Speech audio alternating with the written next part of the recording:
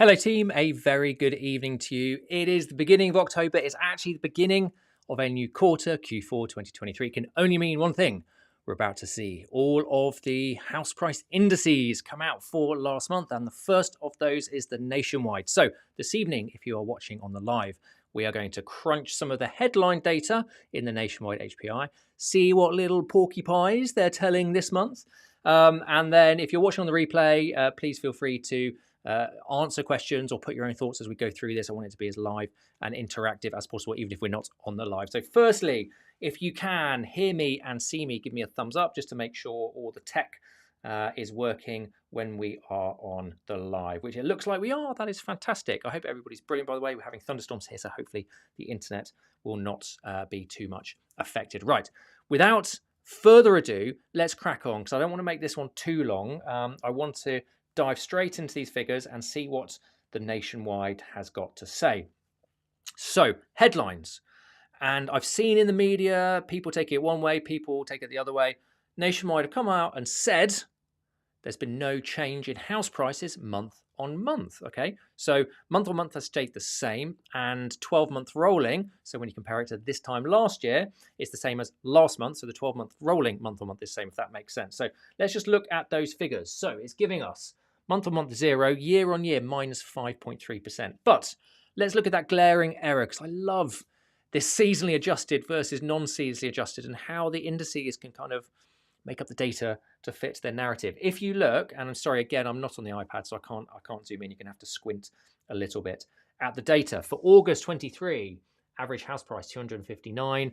Then there's some figures. For September 23, 257, and then some figures. So house prices have actually come down. Now, interestingly, that says not seasonally adjusted. So that is the raw data. Okay, so I'm sure they will probably look into this and go, we'll put a seasonal adjustment in for September, and that will bring it up to actually being 0 in terms of the change. But I don't know. Let me know your thoughts on this seasonally adjusted versus non-seasonally adjusted versus sort of creating the headlines to potentially fit a narrative. When you look at the raw data, it has quite clearly come down. And when you work it out, which I did, right, it's come down 0.5%. So actually the raw data month on month has come down 0.5%.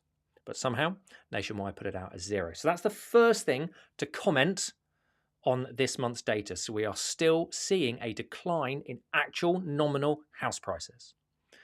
Because we're at the end of the quarter, we're also going to see Q3 data, and because Nationwide are actually quite efficient at putting their reports together, even though I've not seen it released anywhere, I found the data graph on the subsections of the report on their website, and we've seen the real inflation adjusted house price as well. So we'll look at that near the end and see what's happened quarter on quarter with the inflation adjusted.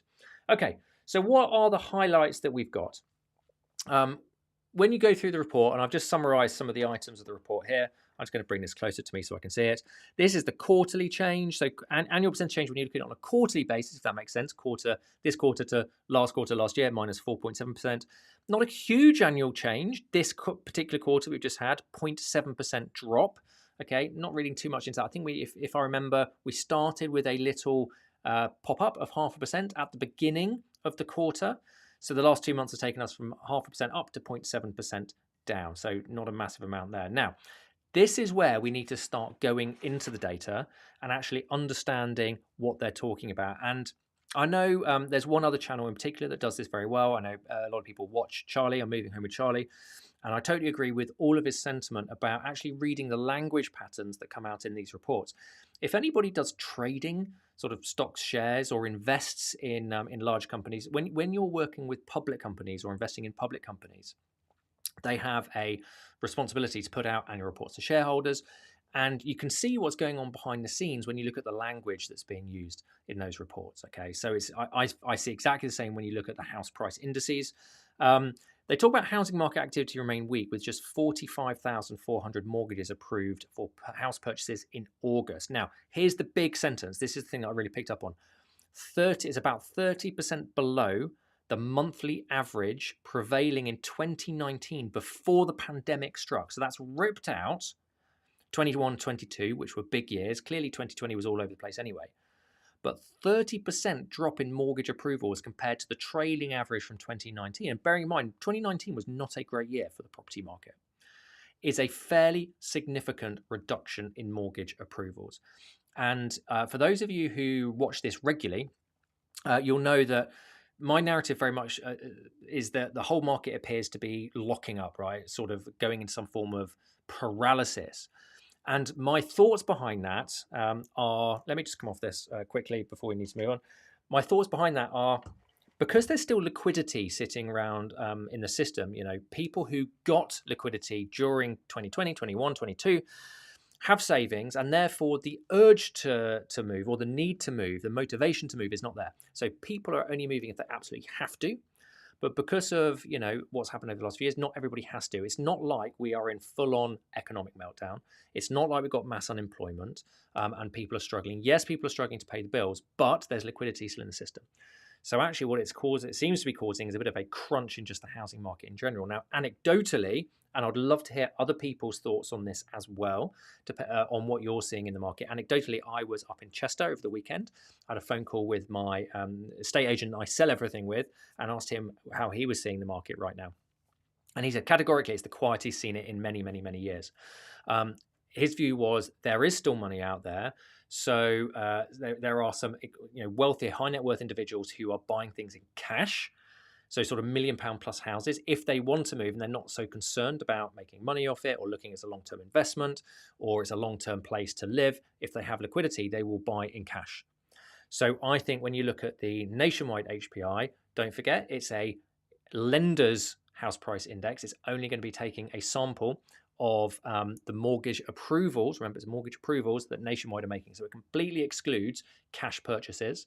Cash purchases by definition will generally be lower than mortgage, because a cash buyer can move more quickly, more certainly, so therefore can be more aggressive.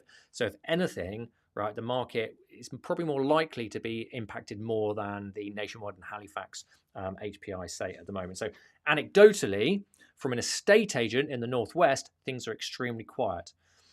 When we look, not anecdotally, when we actually look at the figures, okay, if we look at mortgage approvals, you can see we've dipped down again.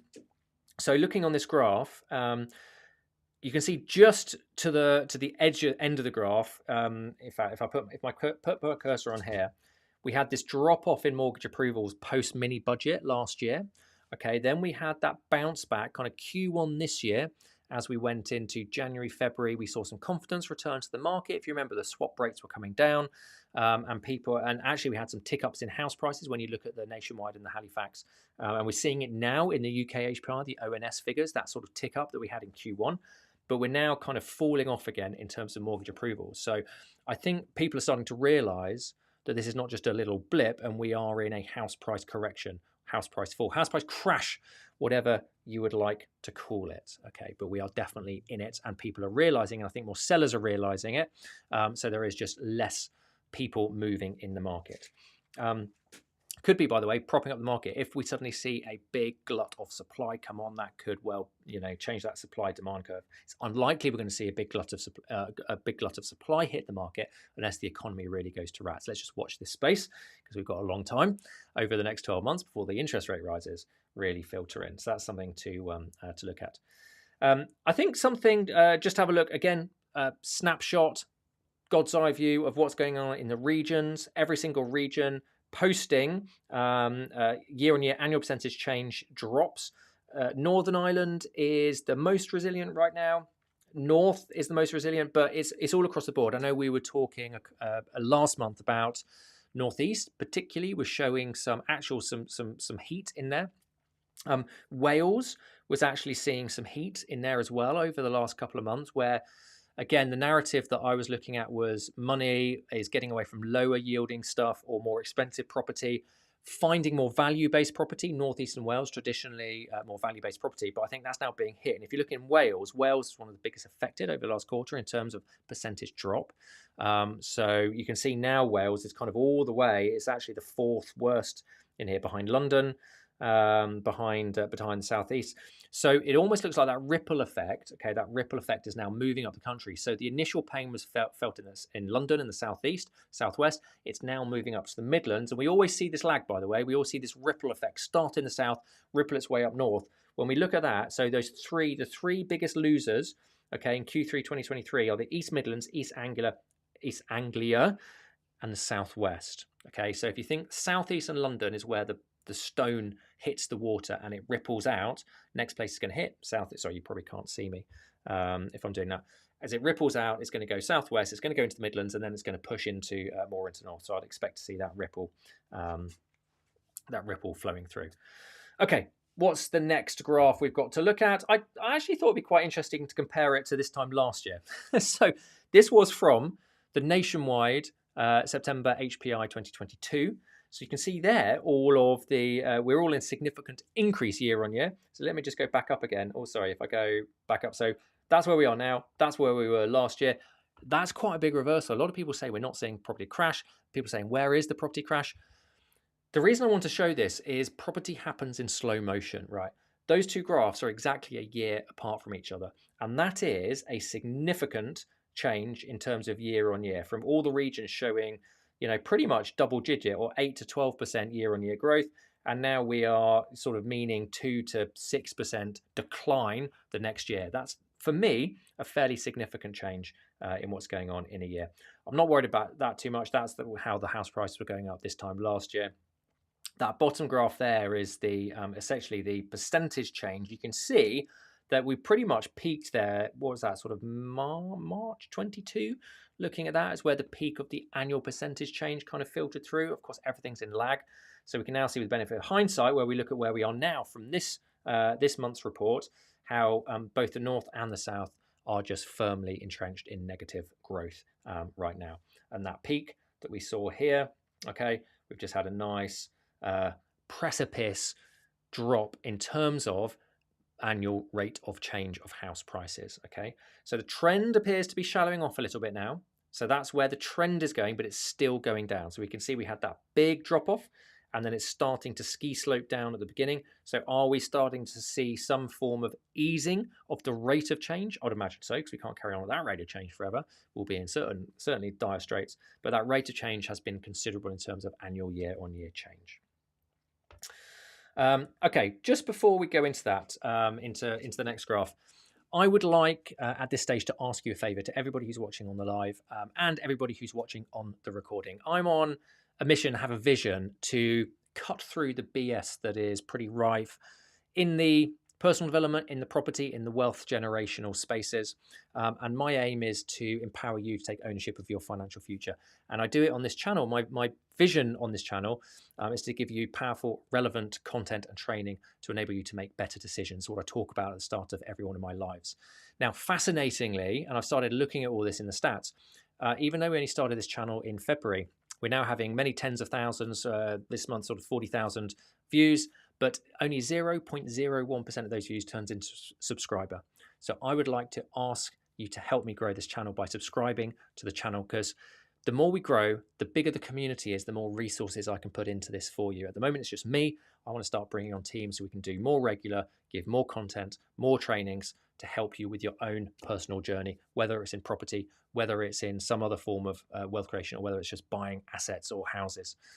So please, if I could ask you one favor, it's to subscribe to the channel. It's the only thing I'll ever ask of you on this channel. And in return, I commit to always give you my best as we go forward and continue to grow the channel. That's it. That's all I'll say on the matter. Okay, something that I think I've got those two slides mixed up. Doesn't particularly matter too much. Let's just go on that. This graph was actually not in the nationwide report. This is again something I found. I found the data sets for affordability. Now this is everybody's affordability across, so first-time buyers, every income bracket, their affordability in every single region. So actually, all those different lines there are the various different regions in the UK. And something that it talked about in the report was they foresee that house prices are going to keep dropping. However, like I've been saying, rather than this monumental meltdown and crash, which I know a lot of people are calling for, in a more slow and steady way. And I've always agreed with that. I've never once come on here and said we're going to see a meltdown of the property market. For when you look at the reasons, and I'm not going to go into them too much here because I want to focus on the nationwide HPI. We've got these push-pull factors, right? And one of the biggest push factor, if you like, to keep stability in the property market is the strong jobs market, and the nominal wage growth will come to real in a little bit and inflation adjusted in a little bit, but nominal wage growth and the tight labour market has led to a cushioning of this correction. We'll talk about interest rates in a little bit and the effect that has on it, but it does mention in this report how we're still quite a way off affordability it's still unaffordable with where the interest rates are right now for people to get onto the housing ladder. It cites first-time buyer using a 20% deposit and how that the mortgage would take up 30% of their take-home pay. But it does say that a longer period of gradual house price decline and continued nominal wage growth will increase affordability. And what this graph shows is everybody's affordability. And we can see here that this was sort of the mid last year, this big spike. By the way, this top one is London. London seems to be its own sort of microclimate in terms of affordability for obvious reasons. And you can see just how bonkers in 2008. This is, no, sorry, that's not 2008. 2008 is here. You can see how bonkers London's gone. But let's just take London out of it. All of the rest of them, at the end of last year, we were seeing this big spike in unaffordability. So it was becoming, sort of less affordable, and people's house prices in relation to people's incomes were getting bigger and bigger and bigger. We're now seeing this come down, and we've seen it come down consistently for most of this year. And what this is doing is it is actually creating a cushioning effect as people's nominal wages go up. House prices slowly are correcting in nominal terms. Again, we'll get to inflation in a minute. But this supports the narrative that I've been talking about of a long, slow and steady decline. Now, the question is, how long, how slow and how steady is this decline going to be? And I thought this is, oh, sorry, yeah, I did get the slides the wrong around. Just don't worry about that too much. Sorry, no, I will read this. I want to read this out verbatim to you because I think this is the second super important thing that came out of this report. So, nevertheless, with the bank rate not expected to decline significantly in the years ahead. So that's the first statement in this paragraph. With the bank rate not expected to decline significantly in the years ahead. That is a large statement, okay? And people need to wake up and listen to that statement, because I think if you take nothing else from this report is that sentence there. I'm going to tell you in a minute. I'm going to walk you through the theory of how profound that statement could be, not just the property market, but the very nature of passive wealth generation in our Western society. Okay, so it says borrowing costs are unlikely to return to the historic lows seen in the aftermath of the pandemic. Instead, it appears more likely that a combination of solid income growth together with modestly lower house prices and mortgage rates will gradually improve affordability over time, with housing market activity remaining fairly subdued in the interim. Well, let's look at language. So that term fairly subdued. We've already talked about looking through language patterns. They have said earlier on in this report that we are around 30% lower in terms of mortgage approvals than in the trailing period from 2019. So we're pretty much, if you take 2008 away from it and straight after the mini budget, right now we are the lowest amount of mortgage approvals and therefore transactions, really, unless everybody's out there buying in cash, that we've ever seen, in the last 20 years. So it's not fairly subdued, it's dead, right? It's completely paralyzed right now, the market. When they talk about income growth, they're also talking about nominal income growth, okay? So not inflation adjusted income growth. And I know in a couple of weeks' time, we'll look at the next set of CPI data. I always look at the wage growth when we look at the CPI. And we are now tipping into real-time wage increases, but we've just had 18 months worth of quite hard erosion of people's real-time spending power because inflation's been so high and wage growth has been strong in nominal terms, but still lagging behind in inflation terms. And this is also relevant when we look at inflation-adjusted house prices, okay? So let's talk about what they mention there with interest rates. They talk about the swap rate.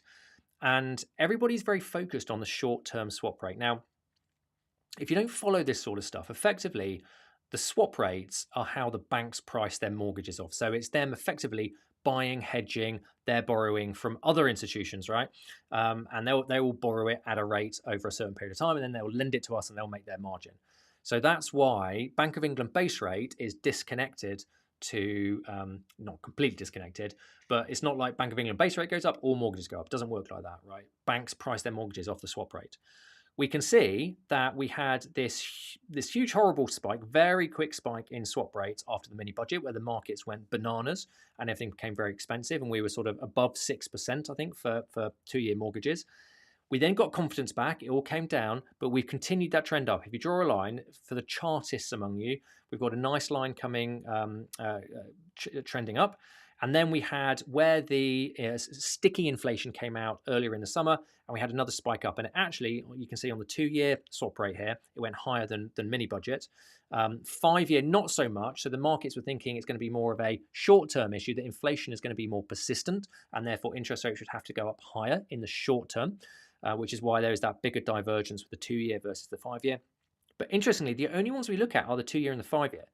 Nobody's looking sort of forward to then. By the way, just before I continue this discussion about forward looking into the swap rates, I do just want to acknowledge that since the high after that CPI, we've now seen CPI nominally apparently come down more than the experts thought, or the economists and the analysts thought, and so that's eased the swap rates. We can just see a little tick up here. I'm interested to see on this graph a little tick up. It could just be nothing. Could just be a normal pattern as it goes down. But we have definitely seen swap rates trending down for the last couple of months. Be interested to see what happens with the next CPI print. But we're fixated on the 2-year and the 5-year. Now, why do I care about this? It prompted me to look at the actual swap rate tables today. And I noticed, and by the way, I don't usually look at the 15-year and the 30-year, but if you look at this data here, so on these tables, we've got the current swap rate. Okay, we've got what it was the day before, so you can see the day-on-day change. It will show you what it was the month before, so the month-on-month change, and the year before. So it's basically the trailing one day, 1 month, 1 year trailing. If we look at the 15-year and the 30-year, they are now higher month-on-month. So month-on-month, the 15-year and the 30-year swap rates have gone up. Let's just think about that. The 15-year and the 30-year swap rates have gone up. So if you look at the let's just go for the 2-year, right? 2-year has come down over the last month, 0.4%, which is about right. I think it's probably about, a lot of mortgages coming down about 0.5% to 1%. Of course, by the way, just let's before we go on with that, let's just caveat mortgages going down with the case that banks are businesses and need to make money. And if nobody's borrowing, so if nobody's buying houses or selling houses, nobody's borrowing, there's less people out there taking mortgages. We've just seen the graph that we are, way low on mortgage approvals. The banks need to lend money to actually make a margin or make a profit. So therefore, with more competition, and hopefully we'll see this with utilities over the next 12 months or so, but I doubt it. When there's more competition in the market for business, they're going to get more competitive with their pricing strategies. So yes, we've seen an easing of the swap rates, but we've also seen a crunch in lending, which means banks have to be more aggressive with winning customers. And the other thing that the mortgage rates don't actually cover is the fees, the arrangement fees, that a lot of banks have been bringing their interest rate, their headline interest rates down, but putting massive fees on. So if you take like a massive fee over a 2-year mortgage period and actually incorporate it into what your monthly payments would be over 24 months, you'd see the actual interest rate that you're paying, or what you're paying on that money, is significantly more than you think it is. So that's just an aside, right? Let's just go back to this. So 15-year, 30-year swap rates are up, which means the market is pricing in that interest rates are going to stay higher for longer. So we're now not seeing none of these figures in today's current swap rates, right? And by the way, I'm talking about trends. Everything could change at the blink of an eye with some form of, black swan event or something like that. But right now, the markets are not pricing in interest rates below 4% for quite a long time. Last week when I went live, we had a discussion and talked about where do we think interest rates are going to, number one, peak, which is less relevant. Number two, where they're going to settle. My thoughts are kind of they're probably going to settle 3.5% to 4%. Are they going to settle higher than that? And is it going to take them longer to come down? It's an interesting question, because when we're looking at the housing market long term, it's everybody's obsessed with where does the Bank of England base rate top out. That's not actually the factor that's really going to affect the housing market. The factor that's going to affect the housing market is where does it settle and for how long. And I'm just going to prove to you again. I know I went through this last time, but if we got new people on who haven't seen this before, I would like to reference this paper. If you like this sort of theory, if you like mathematical theory and models, and want to get a real understanding of how interest rates affect asset prices rather than supply demand. I'm not saying supply demand does not affect the price of houses. I think supply demand affects it much more in a short term time period in sort of localized areas as well. But go and read this, right? Go and read the theories behind interest rates and the global decline of interest rates for the last 40 years on the rise of asset prices. It's full of pages like this with lots of really exciting formulae. And as a maths A-level statistician, I quite like reading this sort of stuff. But I want to bring you to the conclusion of this report, which is this. I'm going to read this out again.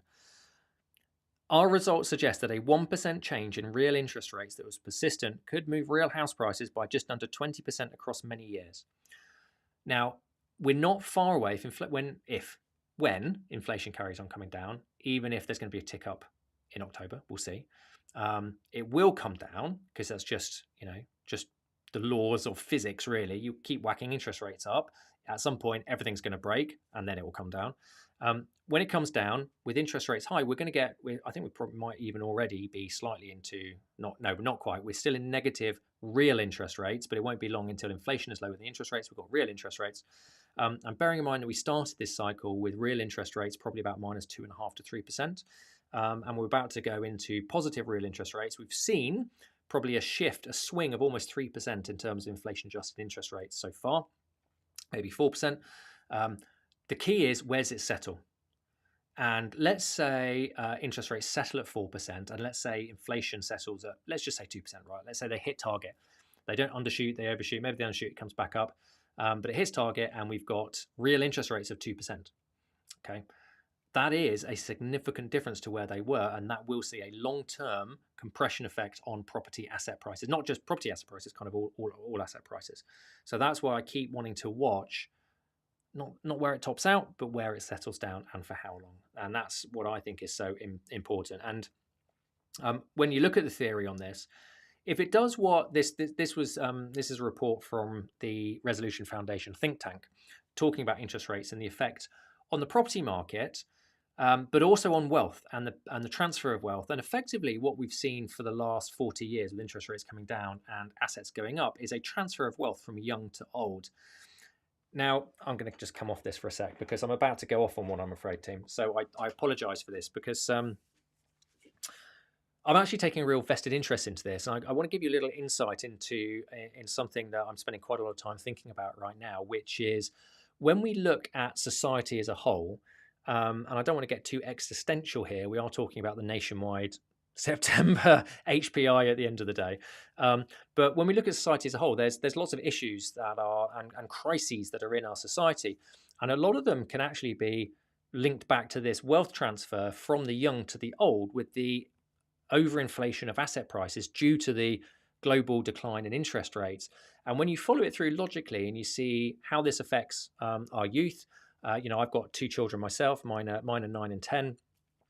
So I'm seeing them grow up into this world, and you see people's inability to get on the housing ladder to buy assets. Right, for the first time, you're seeing 30-year-olds who are worse off at 30 than their parents are, and it's probably generally acknowledged that baby boomer generation has benefited from a big influx of passive wealth through this wealth transfer or the asset prices going up because of the declining interest rates, which is causing some societal issues. Now, combine that when we project 20, 30, 40 years into the future, and I think something that is fascinating that we're going to be, as a community on this channel, I would love to be having more conversations about with everybody is, how does this translate to the next 20, 30, 40 years with the what is now an unavoidable explosion of AI, artificial intelligence?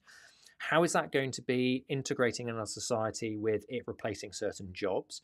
You got the AI doomsday people saying it's going to be Terminator, it's going to become sentient and destroy humanity. You got the other people who are saying it's going to be the savior of humanity. inevitably we end up somewhere in between, right? That it's got the potential to do both, and we will see negative and positive. With the whole jobs thing, it's going to change a lot of jobs and a lot of the jobs market. Is it going to destroy it all so nobody's got a job anymore? We'll wait and see. But I feel we're going into a societal revolution right now with AI, and it's probably the biggest one that we've seen. Maybe I would suggest it's probably even going to be bigger than the Industrial Revolution. Not that any of us were around then. What is the impact on that? How is that going to work with all the issues we've got already? Okay, and how does that feed into our lives on an everyday basis? How does it feed into building wealth? How does it feed into property? For example, in 30, 40 years, if everybody's sitting around not working anymore for AI, because AI is doing all the jobs, how does that feed into the property market? People are investing now. Will it be a completely different scenario in 40, 50 years' time, rather than the guru's property doubles every 10 years mantra? I don't know is the answer. I don't think anybody knows, but I think it merits a interesting conversation. And the reason I'm kind of diving into this now is because the further we go into this this correction, the more narrative we're seeing from everybody about interest rates being higher for longer. And a lot of people just go, interest rates is a mortgage, right? I feel the impact on humanity, right, is actually much bigger than anybody thinks, or most people, the majority of people, the masses think about how a shift is happening. And if we go back to this graph here, this shows effectively, this Resolution Foundation report has this snapshot. This graph is out of date because it kind of goes to the end of 2021, where it's talking about house prices as a multiple of earnings. So it's hitting here. This is before post-pandemic spike, by the way, just above 8 times earnings on average. Now, 8, 9, 10, different data sets putting it different places. But it does say that if we end up in a persistently higher interest rate environment, over time, house prices will reduce to potentially 5 to 6. So this model is calling 5.9 times earnings, becomes much more affordable.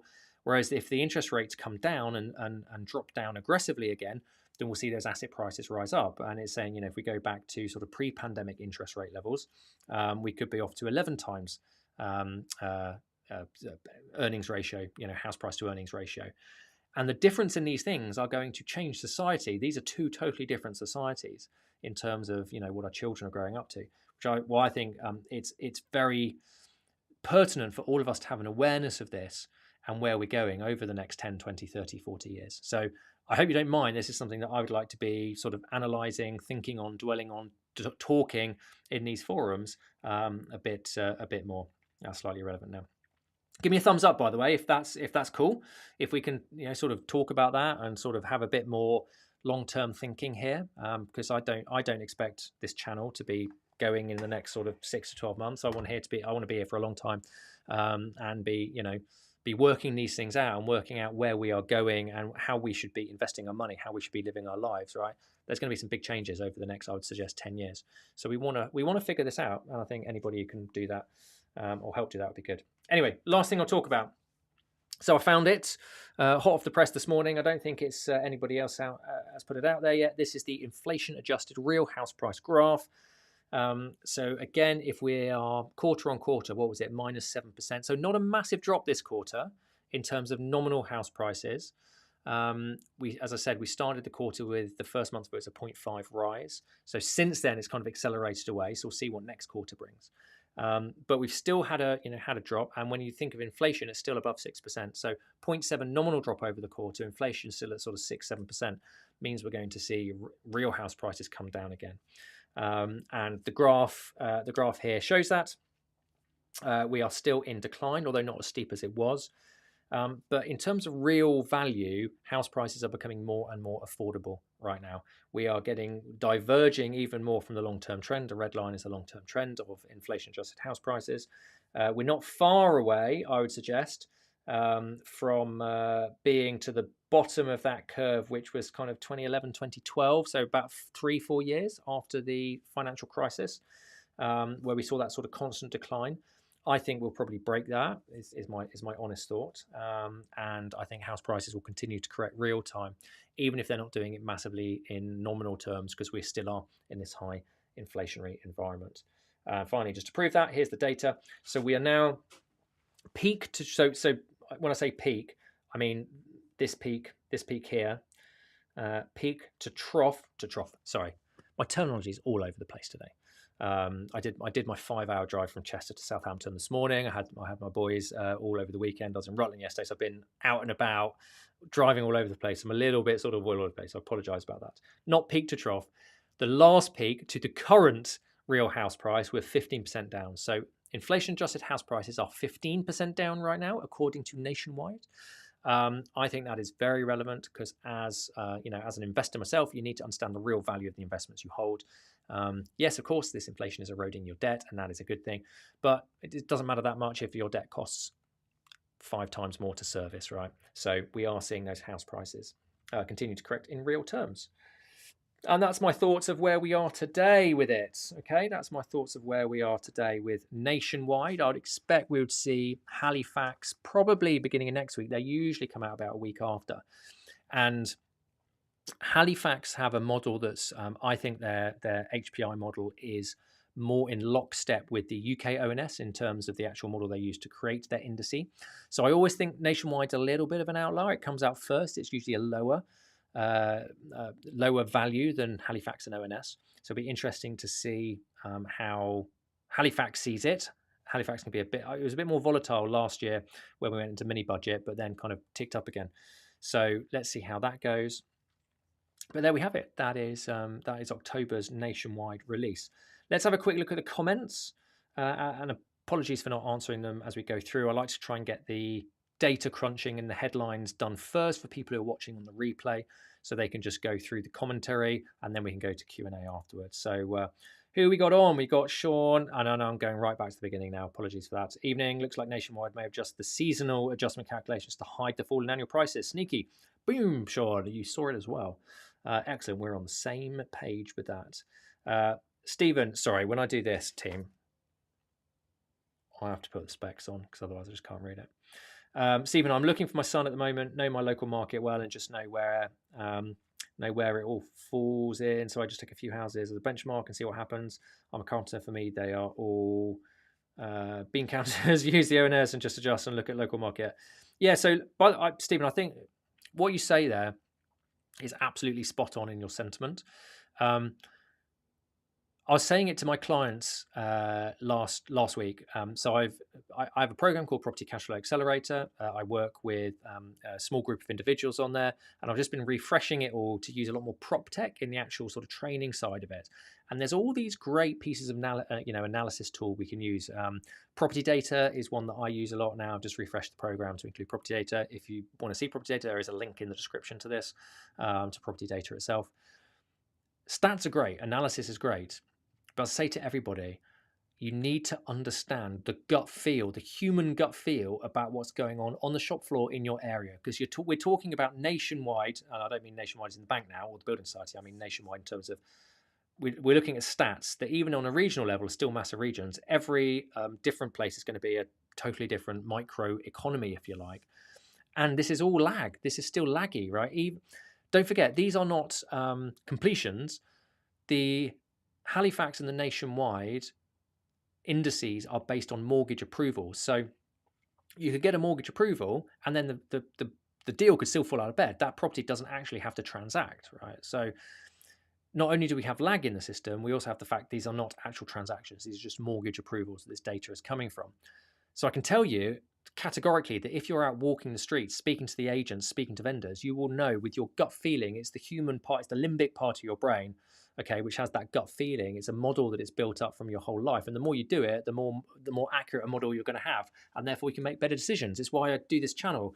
I've been doing this for 15 years. I've got a fairly good model in my mind of how property works. I'm trying to help people, do the same. But I always think human gut feeling and intuition is usually based on the human and based on their experience, more powerful than just data in itself. So you've got to use both. Solar, I'm looking to remortgage next year. I'm hoping the rates come down slightly so I can pull money out of my house. So 2024, yeah, we had a good debate on this last week, Solar. My suspicion was we might start to see rate drops summer next year. That was just my suspicion, my not a prediction, just my thoughts at the time, and that could all change. But I thought they might start dropping from a level slightly higher than they are now. So my thoughts are they might go up a little bit more and then they might start dropping mid next year. So this time at the end of next year, end of 2024, I reckon we might still be around where we are now. Don't hold me to that. So I'm doing everything I can to make a house go up in value. Yeah. If you need to sell, then you can do what you can. Oh, Stephen. Oh, I'm glad you're hooked on the live stream. Fantastic. Hey, K-Art. Hey, Chris. Thank you. Thanks for the lots of lovely comments. Brilliant. Appreciate it. Keep them going. We love a little bit of flattery. Richard, data sets are so far out of date and biased. We also tend to focus on asking prices, which are largely irrelevant. Yeah, agree on that, Richard. Obviously, you know my views on Rightmove, which isn't a house price index. It is just the asking prices, which can be totally inflated. And also, it doesn't matter about asking prices. You know, when you look at something like Rightmove, it's listing prices. So if you know people are selling a lot more high value properties in volume, that's going to skew it. So you have to understand how all these indices work. Lovely. Let me just look for some other questions. Got any questions? Thumbs up from Stephen again. Fantastic. Stuart, the future will be social contribution being monetized rather than economic input, which AI will have competitive advantage at. So we earn money through our social contribution. I think this is going to be such an interesting discussion. There's more and more chat about UBI, universal basic income, and how that's going to be, let's just go hypothetical situation where we're in 20, 20? Is that ridiculous? In 10 years time, 20 years time, 30 years time? I don't know. We'll have to see how this proliferates, that significant amount of jobs might be lost through AI. You've got a lot of people who are not working anymore. But also the fact that people are not working anymore means systems have been created that make everything much more efficient in terms of cost. So the cost of everything should come down as well.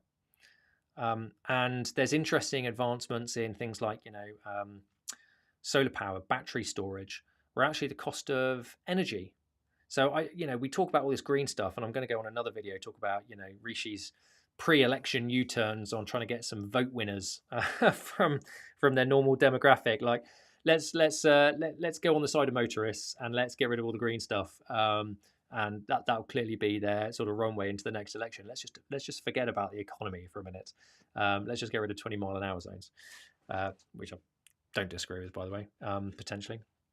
Anyway, so all this green stuff could just be a complete moot point if we find an ability, and we probably, the probabilities are we will find ways of harnessing energy at a much more efficient rate, which means we don't have to spend all this money on creating energy, which means energy itself becomes much more affordable, if not almost free, if we can harness it from the sun and we have battery power that can do that. Imagine a world where we can run the world off the sun's energy. All of a sudden, pretty much every societal issue goes away. And then we're in a completely different world again. And this is what I mean about, I think we're on the cusp of revolution in terms of not just our society, but our species, which is such an interesting thing to think about, and trying to work through how is this actually going to manifest, right? What are the potential possibilities? For those of you who watch this, who watch me every week, I talk about a quantum of possibilities, a quantum of probabilities. And everything will be an inverted bell curve, that in the middle of that quantum you'll have the most likely, and then you'll have the outliers. But it doesn't mean that over time we're not going to shift one way or the other way. And that's what I think is really exciting for the next generation of us business people, entrepreneurs, just as an entrepreneur, right? And even now you start thinking short term, if interest rates have reversed significantly now, and we're now going to be in a persistently higher interest rate environment, all of those passive gains that have been brought in from 40 years of global interest rates declining, okay, are they going to be wiped off? And if we cannot make those passive gains, so much of boomer generation, even, kind of my generation, I'm in my 40s to 50, I'm definitely not boomer, I'm Gen X, just about.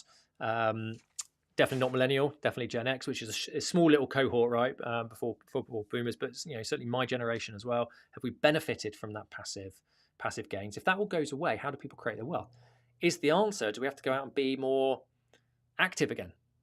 Can't just buy stuff and sit back and let it go up in value. Is this going to foster more entrepreneurialism, right? We have to go out and actively work at making our wealth rather than passively sit on wealth. Questions that are, going to be posing and thinking about. There we go.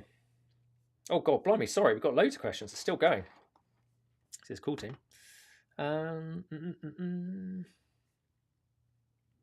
Yeah, Hugh saying that would be valuable. AI impact, elephant in the room.